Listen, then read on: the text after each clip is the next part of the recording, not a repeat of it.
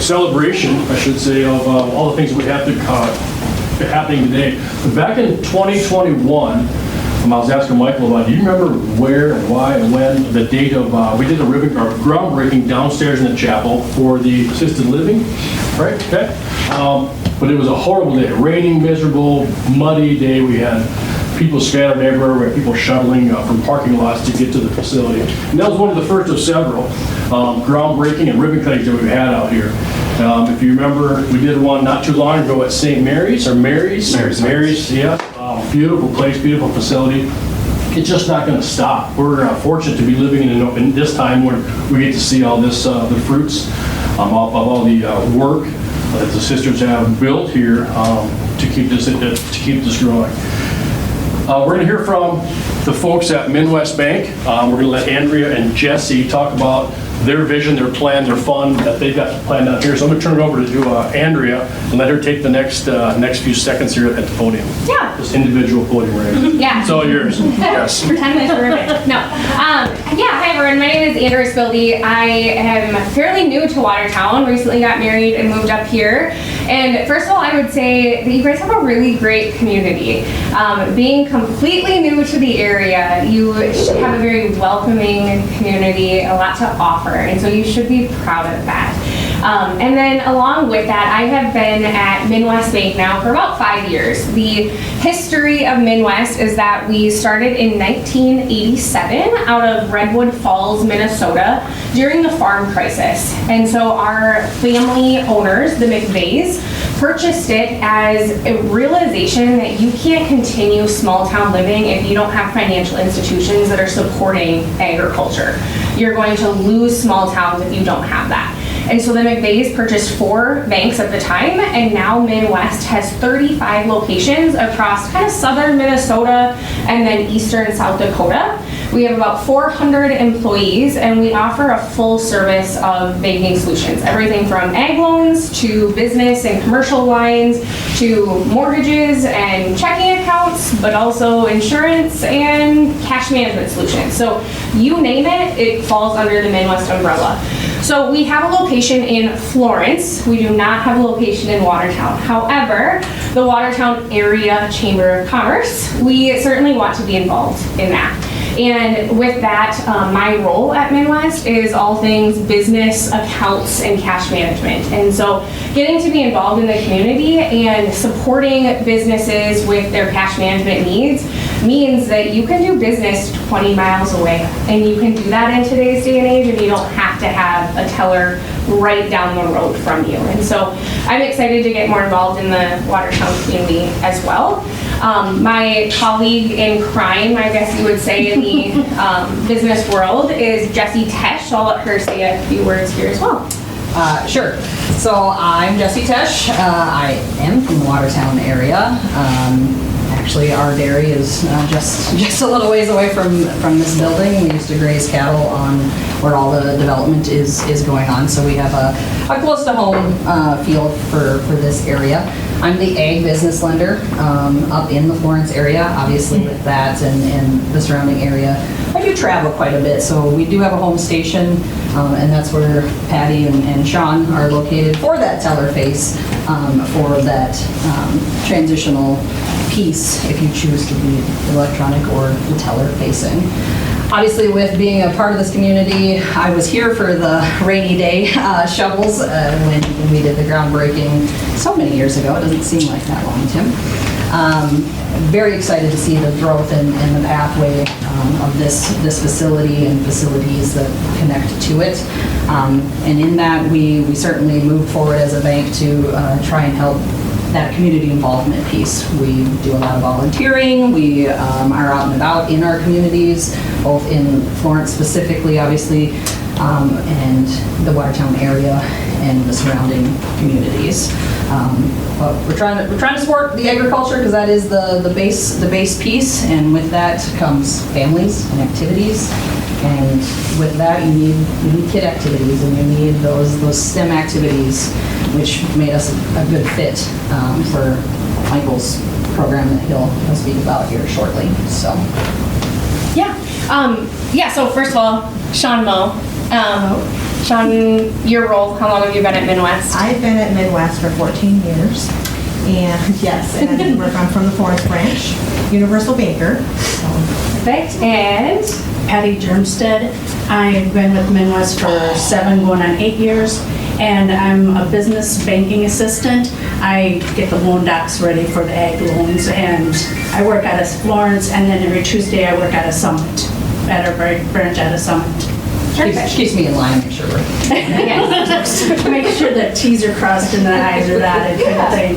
awesome. We have a couple other ladies back at the branch with us too. So with that little segue of just our community support and just how much we like to be able to be involved, I'm just going to hand it off to Michael Platt just to speak a little bit about the Challenger Center of South Dakota, and then we'll have a little announcement of something special for them.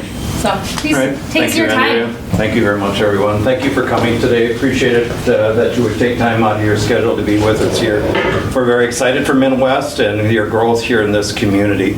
I think it's important to maybe go back in time a little bit to 2020 when the sisters first started really planning for the future of this campus that we all know as Harmony Hill. And yeah, I should have shut up.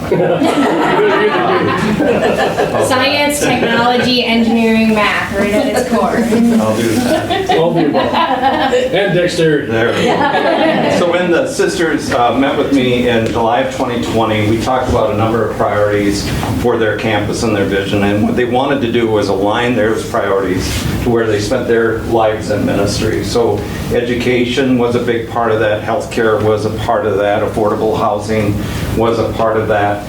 And so learning, education, service, all those things started hitting a future of that. So they discussed having workforce housing, childcare, senior housing, memory care, that was a big part of those plans. And then we started meeting with folks in the community. Mike Hartney and I met together at Lake Area Tech, started talking about student housing. I was just getting up to leave, and he said, well, what about the Challenger Learning Center? I didn't know anything about it. And so that's how this got started, is a real big conversation with Lake Area Tech to be able to have a discussion about their future on this campus. When the sisters laid out their future, they completed their senior housing plans. They're now building independent living here on this campus. We'll add that amenity to ourselves and create a community of care and a continuum of care.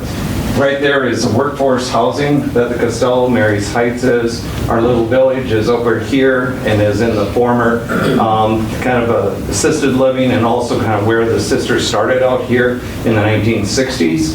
And then this week you'll hear more about, there's another starter homes that'll be starting. The Supplement group will be starting over there just kind of to the north and west of Costello. And so there's a lot going on to the campus here. You'll also hear in the next few weeks Startup Watertown, which kind of fits with Minnwest here a little bit. Startup Watertown was another priority the sisters identified in 2020, which was actually to create incubator space for startups here in the monastery to help economic development continue to grow in Watertown. And for the sisters, that was a priority, working on the Native American reservations and also in the community to create thriving experiences and work experiences. They wanted to see other companies grow. And so they're excited to have Minnwest grow and be a part of this community. We're grateful to have them here on our campus and today, and we're hopeful that they will find their new expansion to be a blessing for their company. But that was a huge part of the planning for the sisters. And then the Challenger Learning Center, which you can see the diagrams of what this looks like here. We have a website where you can see a video of what we're planning to do. The sisters and other donors have made commitments for this project. And we're still in major gift fundraising. I'm actually leaving very early tomorrow morning and heading out of state to visit with some of the donors for this endeavor. And we're hoping in the next few months to be able to finally get that completed. But I'm not going to promise that. There's still a lot of work to do to get that done. But that's our goal and objective, is to complete that funding so that we can eventually break ground for this exciting project. The Challenger Learning Center is really, it's the only one that will be built in South Dakota. There's none in North Dakota, currently none in Minnesota. There's about 30 across the United States. It comes from the Challenger disaster in 1987, and it's really an opportunity for us to partner with the National Challenger Learning Center and those families and NASA. and to create a STEM learning experience. We want to see kids, especially 5th grade and 6th grade students, really exposed to STEM. We want to have them being involved in precision ag, to healthcare, to being involved at like Dakota State and the technology that they're working in, cyber technologies. But there's a lot of folks that we really believe that can be positively impacted by getting that early experience with STEM. We're going to be able to bring resources to the classroom and extend it here to the Challenger Learning Center. Our goal is to create a partnership with all the Native American tribes so that they also can have a very unique experience and expose more students who often aren't exposed to that type of program. If we can get to those early students, we can inspire them to be in high school, to be participating in those classes that will make an impact. And long term, because of where South Dakota's growth trends, we need more people than ever to stay in South Dakota. By having them participate in this program, we hope to be able to do that. So partnering with other education institutions like Lake Area Tech, Mount Marty, SDSU, and others, we hope we can see kids be exposed to learning experiences in that middle grade school years so that when they get to high school, they start saying, I think I should explore that, or I could become this. And so that's our hope to see what this Challenger Learning Center becomes. We're also going to partner with business and corporations. That was a big part of the difference with this one is very early on, we want them to see the type of employment opportunities that you can have with South Dakota. And if you really study South Dakota, we're blessed to see Ellsworth Air Force Base get expanded here. And that's a huge blessing for Western South Dakota in particular, but all of our state. We have Aerostar, which is in Sioux Falls. If you remember that Chinese balloon we had to shoot up, a few years ago, guess what? We developed our own here in Sioux Falls, South Dakota. We do that kind of technology.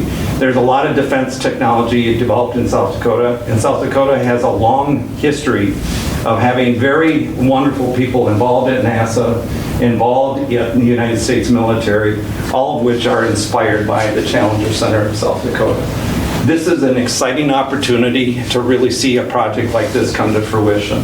It is going to make an impact, really, really powerful impact with young children. And it's going to make an impact in the business community and create a thriving climate for us here in northeastern South Dakota, but throughout the state of South Dakota. So our goal, every South Dakota kid in middle school comes here. But we want them to experience that when they're in those middle school years. And we hope that will be a tremendously impactful experience for their future years as well. So I have a few folders on Challenger Learning Center. I'd be happy to leave them behind. If you want to leave me a mega gift today, I won't go to Phoenix, Arizona tomorrow morning. It'll be fine. It's a 5 a.m. flight. I'd rather not go on. So any opportunities that you want to know about us, you can talk to me in private. I'd be happy to visit with you about that. But again, we're grateful that Minnwest decided to come here this afternoon. We know it'll be a blessing for them in this area. Watertown is a thriving community. We have a great economic future for our community. We're seeing more housing, and we're going to be a regional destination in healthcare with the expansion of Sanford, and we just have great future years to become. I always believe that you have to get out and do things to see the future, and some of you know this story, but in the 80s, when the farm crisis really hit in this area, there weren't a lot of job opportunities. There was Dakota Poultry and Minnesota Rubber. Smith Equipment had just started. I was employee number 4 at Dakota too. And so, but for Dave Wolski getting out of his chair and not being a basketball coach anymore, he went to Minnesota every week and recruited businesses. That created the momentum for Watertown to be really, really thriving, to go after business. You have to have a culture of really good economic development. Our state has to compete with other states. We just have to. And we have to create the right culture for people to want to live in the state and live in this region. And so with that, I would just say we're happy to have a bank that make that commitment of growth to support that ag community that's part of their history in small communities, but also support a thriving northeastern South Dakota and a thriving state of South Dakota. So we wish you the very best, and thanks for being here today. Yes. Well, thank you.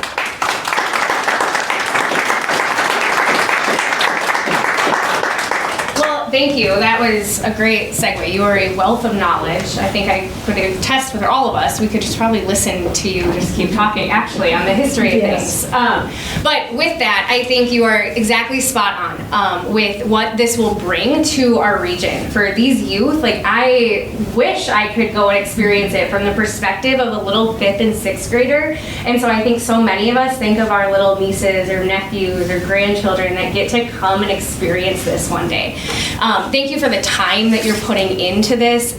Please also thank the sisters for what they are bringing to this, and your potential donors tomorrow. Make sure to tell them that you told like 60 people that they're counting on them tomorrow. But to encourage the gift giving in this room, Minnwest is pleased to partner with the Federal Home Loan Bank of Des Moines in giving a $8,750 donation to the Challenger Center for just all that you are doing. And we are so excited to come along beside you in those efforts. And we thank you for what you're bringing to the region. So Thank you so much. Thank you.